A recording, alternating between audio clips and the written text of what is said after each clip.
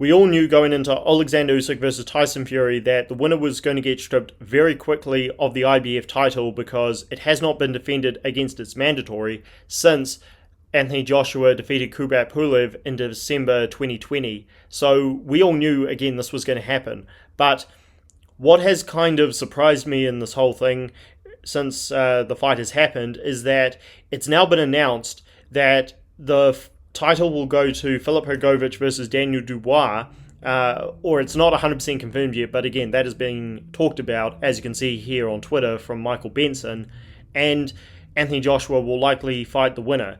Now, the reason this is surprising to me is, first of all, and number one, Tyson Fury has not confirmed that he's going to take the immediate rematch. I've been doing videos, and so have many other channels, on the fact that Fury has backtracked so heavily since the post-fight interview where he made those disgraceful comments, and he is very much uncertain about whether he wants to fight Oleksandr Usyk again in October.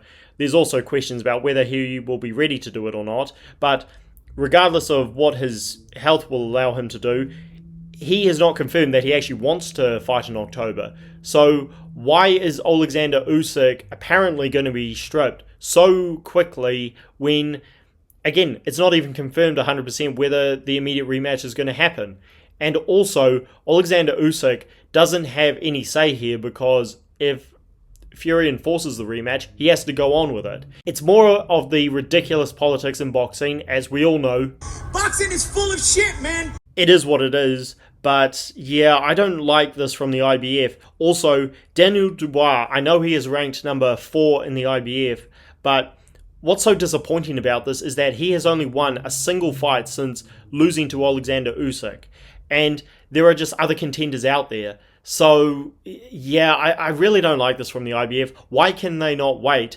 And I know Filip Hrgovic has had to wait a lot, because he became the mandatory contender when he defeated Zhilei Zhang, and that fight did happen around a year and a half ago, so he has had to wait. However, it's not because Oleksandr Usyk has been dicking around and, not doing his job. He had to fight against his WBA mandatory Dubois first. That is what was enforced and agreed to by the sanctioning bodies.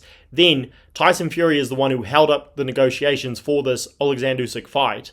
He is the one who pulled out of the fight in the first place. So Usyk hasn't had an opportunity to defend the belt. Why can the sanctioning bodies not recognize this and at least give him some time to enjoy his undisputed victory? Also, again, the main point of this video, Tyson Fury has not confirmed whether or not he wants to go through with the immediate rematch. And here's the other thing. Yes, Filip Hrgovic did have a lot of fighters turn him down, which is what led up to the Zhilei Zhang fight in the first place. I get that. But since winning that fight, he has not fought anybody as of note since winning that fight. So his mandatory status hasn't been in danger at all. And even if you want to make the case it's fair for fighters to win their mandatory fight and then not have to defend it against top competition, he went above and beyond to defend against absolute cream puffs with that ridiculous fight against Mark Demori. I mean, that was disgraceful. That matchup should have never been made.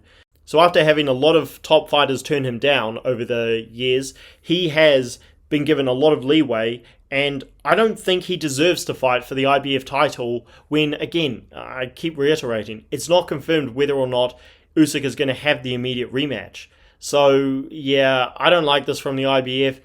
This is quicker than Terence Crawford getting stripped because the fight against Boots Ennis didn't happen, and that was another situation where the sanctioning bodies jumped the gun because Errol Spence initially enforced the immediate rematch, yet he dragged out the negotiations for as long as possible until the contract expired, and by that point Crawford got stripped, and it was Errol Spence who didn't defend against Boots Ennis, but again, Crawford is the one who copped the heavy blow. And yeah, it's just more of BS politics in boxing. As we all know, boxing is full of it. All because there's no governing body covering the sport. Everywhere else in the garment business, there's corruption. But there's an oversight. In the Wall Street, there's corruption. But there's an oversight. There's an oversight and there's consequences. Calm down. Hold on, Teddy. So let me know what you guys think down below about this news. Disappointing, but not shocking. Like the video and subscribe to the channel for more. More coming soon. Catch you later.